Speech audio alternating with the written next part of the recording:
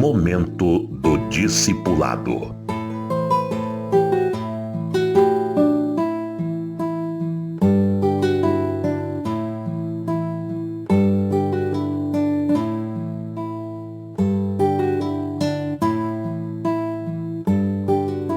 Eu quero falar na preparação do discípulo para a guerra espiritual.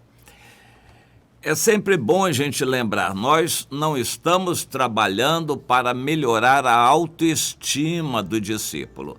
Não somos terapeutas, embora possamos fazer isso também. E a melhor terapia, o melhor tratamento para uma pessoa está no Evangelho.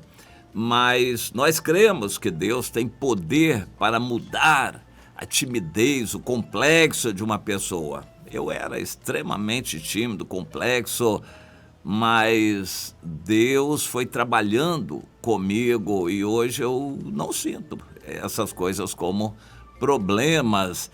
Deus operou, mas nós não estamos com esse objetivo. O objetivo não é fazer o crente se sentir bem na igreja. O objetivo não é agradar uma pessoa para ela se sentir melhor, ela está para baixo, com depressão, então a gente vai fazer um tratamento para melhorar a autoestima da pessoa e ela se sentir bem. Não, o evangelho não é para isso.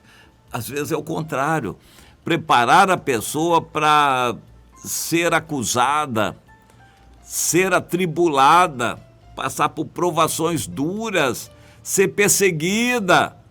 É preparar a pessoa para isto. Quando alguém se converte numa família, costuma haver desavença na família. Jesus disse isto: eu não vim trazer paz, eu vim trazer espada. A partir de agora, estarão divididos numa casa 2 contra 3 e 3 contra 2, por causa do Evangelho. Quando alguém se converte, os outros já não veem aquela pessoa da mesma maneira, já não convidam para certas coisas, já não tem aquela pessoa como uma companhia fiel para certas bagunças da vida. Quando alguém se converte, é um problema na família. Nós temos que entender que o evangelho é divididor. O evangelho não é somador, não é para melhorar a vida de alguém e do mundo. O evangelho não é pensamento positivo, embora muitas igrejas estejam pregando isto. E muita gente esteja indo a essas igrejas porque quando vão lá se sentem bem. Não muda em nada a sua vida, mas eles se sentem bem indo à igreja. Assistem um show gostoso, eles se sentem valorizados. Os stand-ups lá da frente são super especialistas nisso, em fazer a pessoa se sentir bem. Ela assiste um show daquele, um culto, ela fica maravilhada. Não muda em nada, não confessa pecado, ela não se acerta com Deus, mas ela se sentiu bem. E é isso que está acontecendo em muitas igrejas. O evangelho não é para isto. E o discipulado é preparação de uma pessoa para a guerra espiritual, para as lutas que a pessoa vai enfrentar. Jesus, num dos capítulos importantes em que ele discipula os seus, João capítulo 15, ele preparou os seus discípulos. Ele disse: vocês se preparem, porque o mundo vai odiar vocês. Vai odiar vocês porque ele odiou. O mundo odiou a mim. Odiou a mim, vai odiar vocês por causa de mim. O mundo vai odiar vocês, é ódio. Se preparem para isto. Não tente acomodar as coisas. Não tente agradar os parentes. Mantenha a sua posição, entregue a Deus e aguarde o que vai acontecer, porque vai acontecer algum confronto, mas com você, na presença de Deus. Existem muitos crentes que gostam demais da família, eles querem agradar os parentes. No fim do ano, gostam de festas, os parentes entornam cerveja e, enfim, muita comida e bebida. Eles ficam felizes em unir a família. Isso não é projeto de Deus. Jesus veio para desunir a família humana. Jesus não veio trazer paz, ele veio trazer espada. Isto não é projeto do Evangelho, agradar os parentes. Isso é erro. Não é para isso que o Senhor nos chamou. A pessoa que tenta não vai conseguir, vai ficar frustrada, vai ficar desanimada. Ao invés de influenciar os parentes, ela que vai ser influenciada pelos parentes, vai se enfraquecer na fé. Você conhece situações assim? Você já tentou? Houve épocas em que eu tentava agradar os parentes, festinha de fim de ano, reunião de família de fim de ano.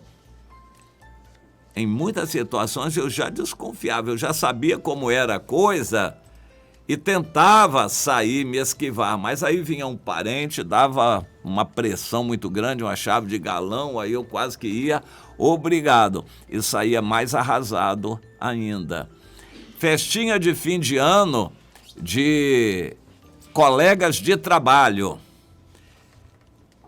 Eu participei de um ambiente onde havia um monte de festa de fim de ano. Os colegas do setor, os colegas da divisão, os colegas de todo o órgão, a empresa era grande, um monte de festinhas. E a gente era quase que obrigado pelos chefes, que os chefes pressionavam. Eu considero isso um assédio profissional. Os chefes quase que obrigavam a gente a ir à festa, ameaçando, olha, se você não for à festa, você vai estar mal, contribuindo para a desunião e vai ser lembrado na avaliação. E isso de fato acontecia. Eu não era bem considerado nas avaliações, porque depois que eu entendi, eu procurava fugir dessas festinhas. Era só motivo de carnalidade mesmo. E eu era luz, não podia ter comunhão com as trevas. Às vezes que eu fui, sempre acontecia alguma tentação, algum problema sério, alguma fraqueza. A gente não consegue falar de Jesus. Eu sempre ia nessa expectativa, vou encontrar algum colega, vou para um canto e falar de Jesus. Não dá. Quando a pessoa começa a beber, perde a sanidade e aí não adianta falar de Jesus. E eu ficava frustrado e prometi a mim mesmo que não iria mais a uma festinha daquela. Por fim, eu consegui me esquivar e já não ia mesmo a essas festas. Jesus não nos chamou para melhorarmos o mundo, mas para nos separar do mundo. Santificação é ordem do Senhor, é a gente se separar do mundo. Então, não adianta trazer essa falsa expectativa para o novo discípulo. A gente tem que dizer a verdade. Em 1 Reis, no capítulo 20, aconteceu uma situação muito interessante. O Eliseu era o profeta que trazia a palavra de Deus e a direção de Deus. E ele estava na época do rei Acabe. O rei Acabe, tão mal, não que ele fosse tão mal, mas ele se submeteu aos demônios da mulher Jezabel. A Jezabel mandava nele. E o rei Acabe, então, foi aos olhos de Deus um mau rei. E Deus foi castigando o país. Na época de Acabe, o país ficou arrasado, ficou enfraquecido. Os sírios vieram e era para devorar Israel. Mas Deus não queria ainda que Israel acabasse, o reino do norte, e através do profeta Eliseu profetizou uma vitória contra os sírios. Foi uma vitória milagrosa para ver se o Acabe e os israelitas entendiam e se voltavam para Deus. Você já viu isso acontecer também? Quando a pessoa não merece, está vivendo mal, em pecado, mas Deus abençoa a si mesmo. Deus abençoa não é aprovando a vida errada daquela pessoa. É para mostrar à pessoa a misericórdia dele, para ver se ela se toca e se conserta com Deus. É para isso que Deus abençoa. Aconteceu. E aí vem o profeta Eliseu e diz o seguinte: o rei de Israel, vai ser forte, considera e vê o que hás de fazer, porque daqui a 1 ano subirá o rei da Síria contra ti. De novo. Essa palavra foi profética, foi revelação de Deus. Ele havia alcançado uma vitória, mas alertou: os sírios são numerosos, fortes, e daqui a 1 ano eles voltarão para a guerra. Então você se prepare para a guerra. Civis pacem para bellum. É um ditado em latim que diz o seguinte: se você quer a paz, prepara-te para a guerra. O Acabe parece que não deu muita atenção àquilo, ou não tinha mesmo condições. Dali a 1 ano ele estava quase tão fraco como tinha sido anteriormente. E novamente Deus teve que fazer um outro milagre para que ele vencesse a guerra. Os sírios enchiam a terra com os exércitos, mas os filhos de Israel eram como 2 pequeninos rebanhos de cabras. Eram poucos, mas os sírios enchiam a terra. Pois é. Ainda assim, Deus deu outra grande vitória. E o que eu quero realçar aqui é que Deus alertou: se prepare, vem guerra para você. Nós temos que mostrar para o crente novo que ele vai ter um período de lua de mel, digamos assim, em que ele vai sentir a diferença, tudo vai ser maravilhoso, ele vai sentir o perdão de pecados, Deus vai abençoá-lo, mas esse período de proteção de Deus é curto, é como um bebê. O bebê recebe toda a superproteção dos pais quando é pequeno, mas em algum momento ele começa, como uma criança, a ser exposto às intempéries do mundo. E depois de adulto, ele tem que se virar por si só. Deus super protege os crentes novos, inclusive através de nós. Ele quer que nós também tenhamos essa atitude de super proteger o crente novo. Eu costumo dizer que quando uma pessoa toma uma decisão pelo Senhor, nas primeiras semanas a gente tem que acampar com aquela pessoa, estar com ela todos os dias.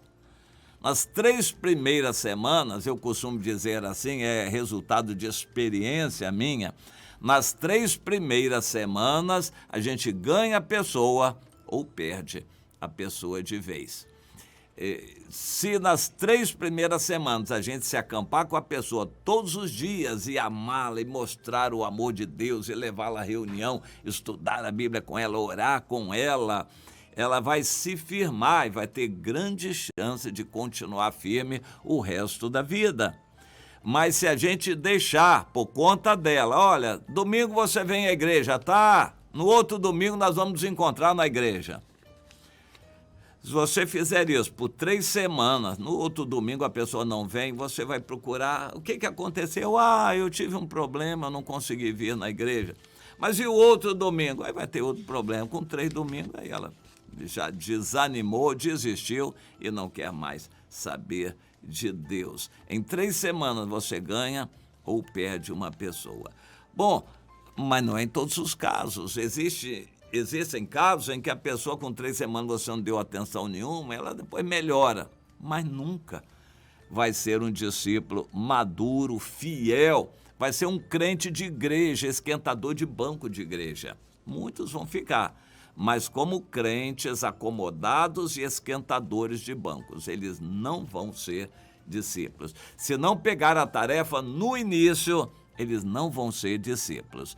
A mesma coisa precisa ser feita quando a pessoa já é crente velho, mas que decide ser discípulo novo. Ele quer recomeçar a carreira cristã, entende que esteve mal, quer ser discipulado. Ele se submete e o discipulador tem que acampar com ele nos primeiros dias e dar uma ênfase tremenda, um senso de urgência e trabalhar com ele. Bom, o início é muito importante. A medicina ensina que o bebê, quando nasce, o bom é que a mãe grávida faça os exames pré-natais, que ela siga as orientações. Quando o bebê nasce, todo o cuidado no início, isso é fundamental para garantir condições mais tarde de a criança ter uma saúde boa como adulto. Mas depois tem a fase que tem que expor a criança, manda para a escola. A criança, quando vai para a escola, os pais deveriam acompanhar a criança nos primeiros dias de aula, para saber como é o ambiente da escola, animar a criança, fortalecer a fé da criança, para que ela se firme sozinha. Os pais não percebem isso, como é importante acompanhar a criança nos primeiros dias de aula. Quando ela chega em casa, oi filho, que bom, como é que foi lá? Deixa eu ver seu caderninho, o que aconteceu lá? Você tem amiguinhos lá? Como é que foram os amigos? E assim, algum te bateu, a criança sempre vai ter alguma história assim. Pois é, e o que você fez? Como é que foi? A criança precisa ter o acompanhamento dos pais. É o crente velho que quer ser discipulado. Ele é um novo discípulo. O discipulador tem que acompanhar praticamente todos os dias, nas primeiras semanas. E esse acompanhamento é fundamental.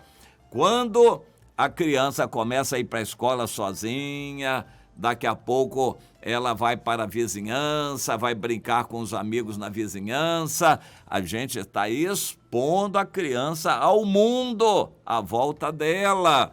E a gente deve acompanhar. No início, pelo menos, acompanhar muito quando a criança está em meio aos outros amigos. A gente vai ter que ajudar a criança a se firmar nas convicções dela. Vai chegar um tempo em que jovem já vai seguir o seu caminho, praticamente sozinho ele vai se virar no mundo. Mas ainda assim nós vamos supervisionar com o que podemos para ajudar aquela pessoa a se firmar.